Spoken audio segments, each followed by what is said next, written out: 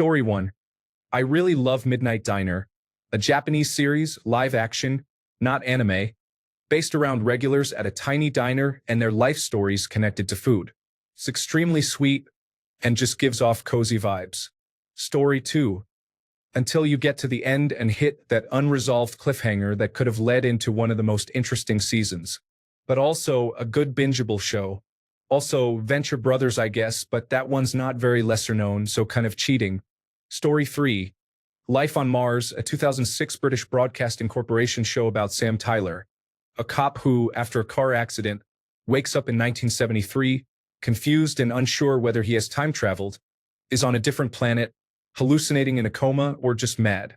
It is incredibly underrated, with fantastic acting, a great soundtrack, and it handles 1970s values and society with humor and insight.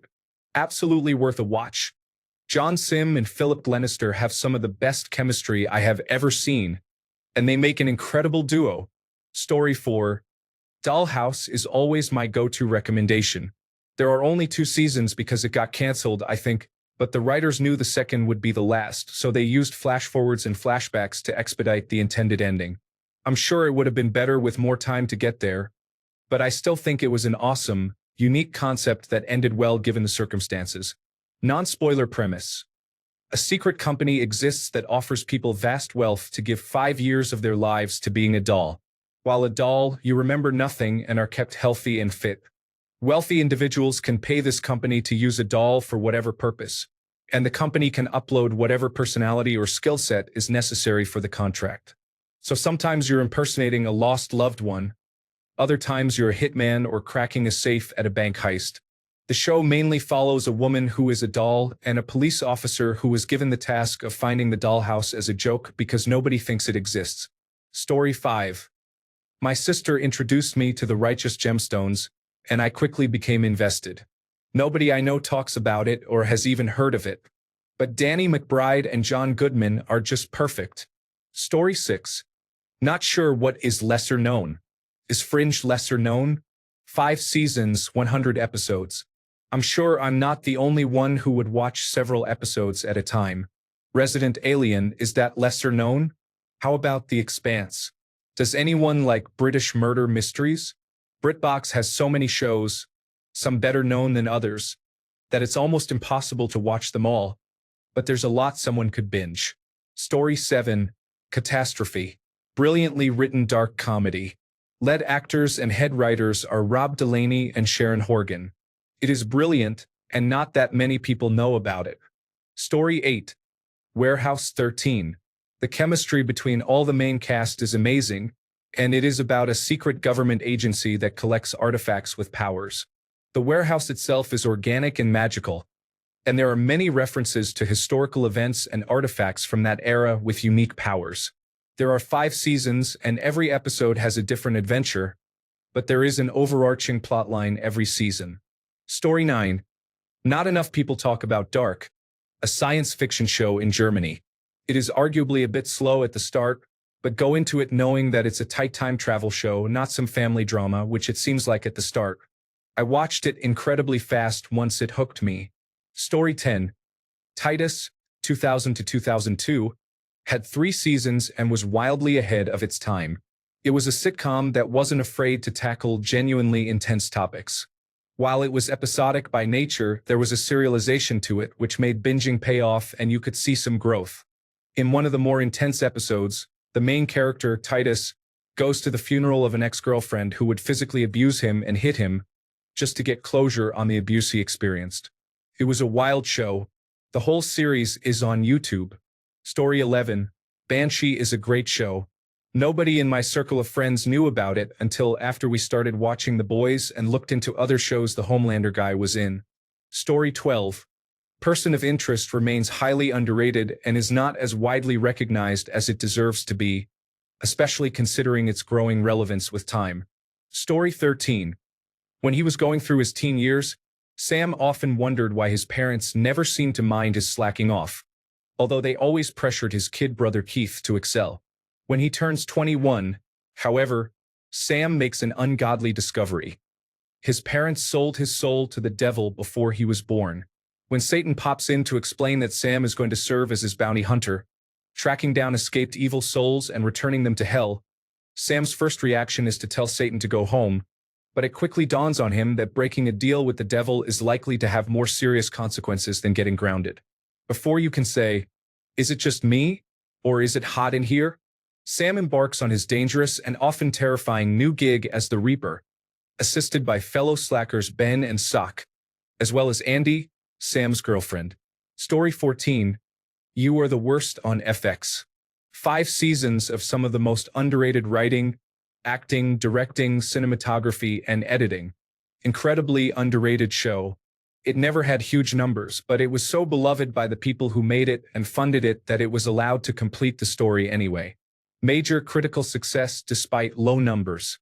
Every single person working on that show goes above and beyond to make it an incredible show.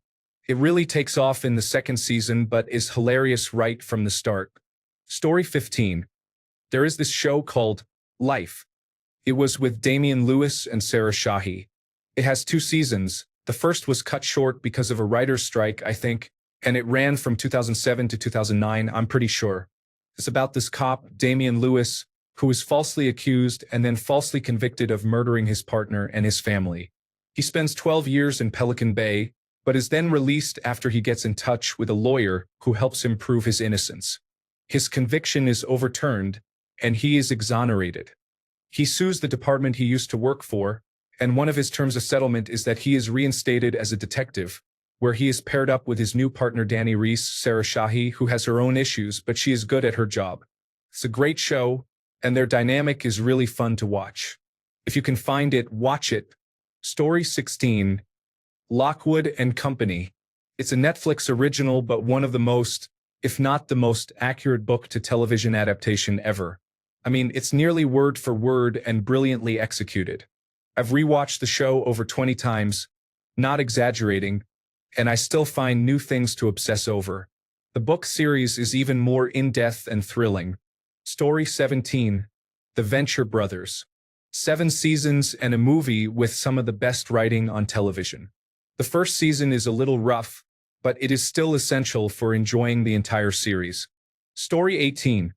The United States of Tara, starring Toni Collette as a married mother of 2 with dissociative identity disorder, formerly known as multiple personality disorder, features the daughter played by Brie Larson. I wish it had received the acclaim it deserved when it was on. Could have gone many more seasons. Story 19. Patriot on Amazon Prime. You might have heard of it here, but I have yet to meet another person in real life who knows about it, so I would call it lesser known. It was marketed as a generic spy thriller for some reason, but it was this funny, quirky, depressing blast of a show. It's just a whole vibe. It's only 2 seasons, but I can't recommend it enough. It's pretty good. Story 20. You will have to look up this one by typing the TV show called Popular.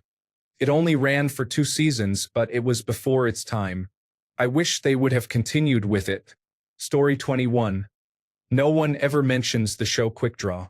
It's a hilarious Western that was on Hulu in the 2010s. We've watched it so many times. It's a comfort show for us. Also Party Down. I don't know if that counts as lesser known. It's a 2009 show about a bunch of caterers. So many good people in it. Adam Scott, Lizzie Kaplan, Martin Starr, Jane Lynch. You can also watch it on Hulu. Story 22. Letterkenny is a hilarious Canadian comedy that will have you quoting it for weeks. Plus, they have a whole episode dedicated to making fun of Netflix's autoplay feature. Genius. Story 23. Nobody has said this, and it's a damn crime, but Mr. In-Between on Disney+. Australian dramedy about a really terse mob man, but it has some of the best dialogue, the best set pieces, and the best characters on TV. Ignore every other suggestion and go watch this. Story 24. The Night of.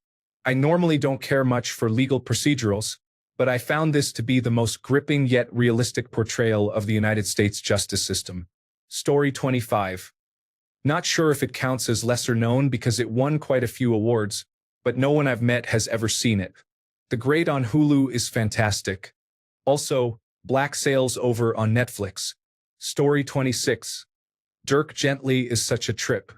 Not sure how unknown it is because, it has Frodo as one of the main characters, but I feel like I never hear anyone talk about it. Story 27. Dirk Gently's Holistic Detective Agency. Tragically canceled after just 2 seasons. But what a ride. Poignant. Do not watch while on drugs. But a very good show. Story 28. Okay, hear me out. Reaper 2007.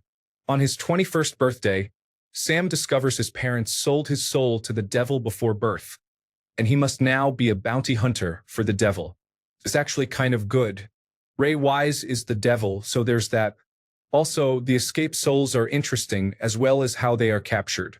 There are also several people from the state, a comedy troupe. Story 29. Avenue 5. An interplanetary cruise liner full of spoiled rich people gets knocked off course, adding 3 years to its journey, while only having enough supplies for 2 months. Things get even worse when it is discovered that most of the crew are hired actors who have no actual training. Starring Hugh Laurie and Josh Gad. Story 30. Science fiction Battlestar Galactica. The chokehold it had on me in the mid-2000s. Everyone else was watching Lost, and I was refusing to go out on Friday nights to catch new episodes of Battlestar Galactica. Maybe not lesser known among older millennials, but certainly lesser known among anyone younger. Story 31. Carnivale is an older home box office series with 2 seasons. It is a period piece set during the Great Depression and features 2 intersecting stories. One about a traveling circus and freak show, and the other about a pastor finding his way. Great characters and story, something different. Story 32. Episodes is currently streaming on Amazon Prime. It's a really funny show about a British television series that gets picked up to be made for an American audience while the creators watch as the studio executives force things like casting Matt LeBlanc, playing himself, as the witty, intelligent headmaster. It's a fun satire of show business, much like 30 Rock, and Matt LeBlanc does a great job lampooning himself. Plus, it's a relatively short binge with 9 episodes or less per season, ran for 5 seasons. Story 33. Leverage, seasons 1 to 5.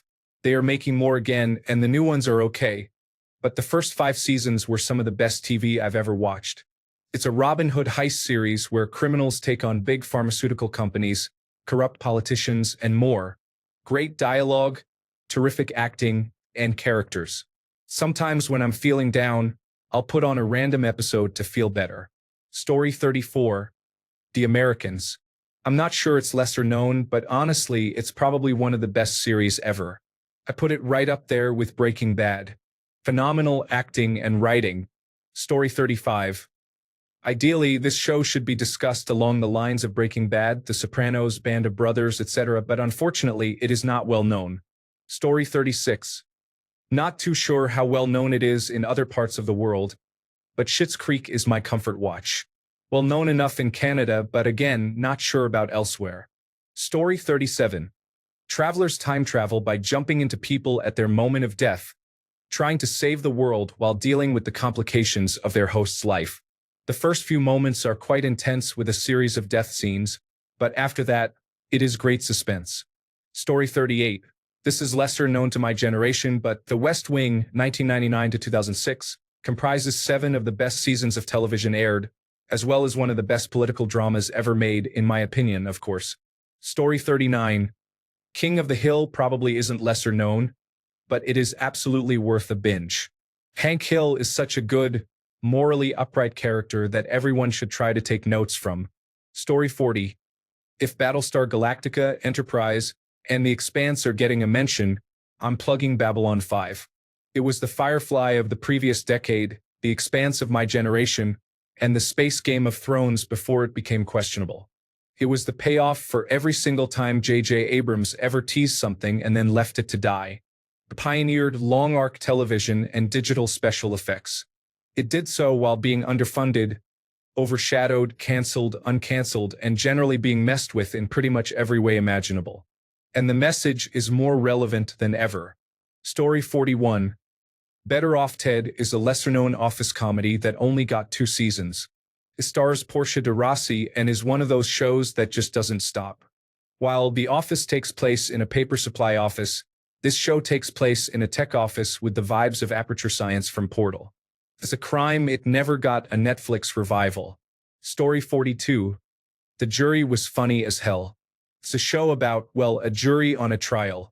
Everyone is an actor except one guy who was told it's a real case, and the cameras are for a documentary about being on a jury. The whole show is just the actors doing crazier and crazier things to see how far they can push it before the normal guy catches on. Story 43, Brass Eye 1997 to 2001. A British news parody made by Chris Morris, known for the IT Crowd and the Day-to-Day, and Armando Iannucci, known for Veep, The Death of Stalin, and The Thick of It, is so smart and funny. It hits the spot every time. Story 44. If you can track them down, some old British shows like The Tripods, Prime Suspect, The Dame Helen Years, and The Lakes were peak late 1980s and early 1990s grit. The Tripods was a kids' science fiction show that still terrifies me to this day. Story 45. Dennu Coil, A Circle of Children. It's an anime with 24 episodes about an alternate reality accessible via technology and the dark spirits that live there. The first few episodes are misleadingly childish. The show is about children, but it's so well done and engaging. Story 46. Black Sails. The whole series is available on Blu-ray and DVD. It shows what took place prior to the story of Treasure Island. It intermingles real historical pirates and events of the time with elements of the fictional story. Great show. Story 47. I don't know if it is lesser known, but The Righteous Gemstones doesn't get the attention it deserves. It is a hilarious comedy with perfect casting, great character arcs, and unforgettable dialogue.